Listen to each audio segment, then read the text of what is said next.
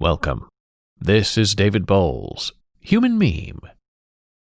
Today's topic: and no one shall mourn him. And if he died, what will the world have won? Everything. And if he lived, what will the world have lost? Nothing. To plant unrightful kings wilt know again, being never so little urged another way. To pluck him headlong from the usurped throne, the love of wicked men converts to fear, that fear to hate, and hate turns one or both to worthy danger and deserved death. William Shakespeare, Richard II, Act 5, Scene 1. He lived only for himself, never for others. Only his dreams mattered.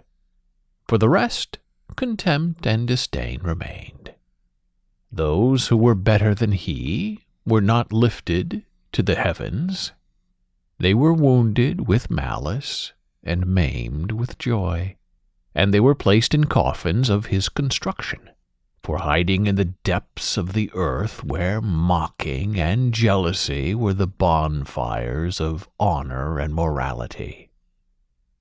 And let them die that age and sullens have, for both has thou, and both become the grave. He helped no one, not his friends, and especially not his family, and in particular, never his children.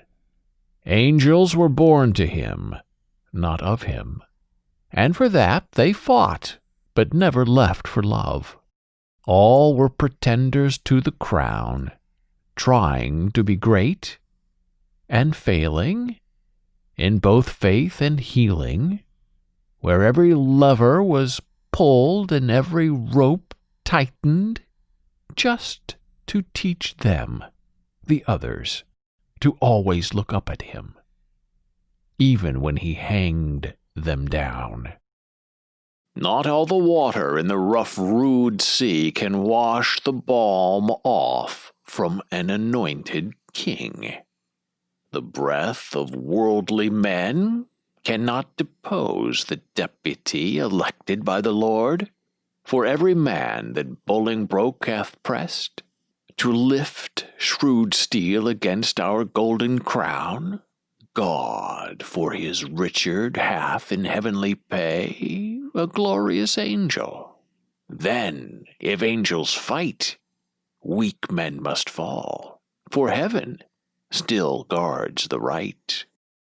Untouched by God, and disheveled in posture by grace of others under pressure, the tiny-hearted pustule with stumps of fingers may have tempted a moment of pity, but never held a thought of clarity or persuasion. Yea, loathing only for himself, as the heavens he wounded, unraveled around him, and the stars strangled him into darkness, just as the hand of death strokes the virgin throat of the swaddled and the stillborn. For within the hollow crown that rounds the mortal temples of a king keeps death his court, and there the antic sits, scoffing his state and grinning at his pomp, allowing him a breath, a little scene, to monarch eyes, be feared and kill with looks, infusing him with self and vain conceit, as if this flesh which walls about our life were brass impregnable and humoured thus, comes at last, and with a little pin bores through his castle wall, and farewell, king. The grip of the madman is secure around his own heart, squeezing for life, and dripping only death in ridicule, as the end becomes a horizon, and tomorrow dims the dawn. I have been studying how I may compare this prison where I live unto the world. And for because the world is populous, and here is not a creature but myself, I cannot do it. Yet I'll hammer it out.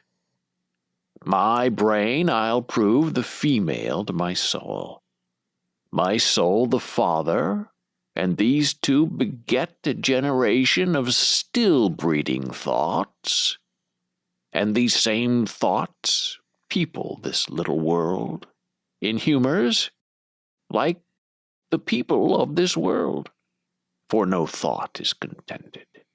The better sort, as thoughts of things divine are intermixed with scruples, and do set the word itself against the word. Like the farmer king who plows a poisoned land with a seedless hope, so too does our unatoned vulgarian seek to bring the hallowed to the fallow with cry and whimper, asking not grace, but for redemption of intention. Thus play I in one person many people, and none contented. Sometimes I am king, then treasons make me wish myself a beggar. And so I am. But there is no hiding from the cruel daring of a common man set upon burning the world and leaving behind only glowing gravel and hectoring wind of what was once betrothed earth and heaving sky.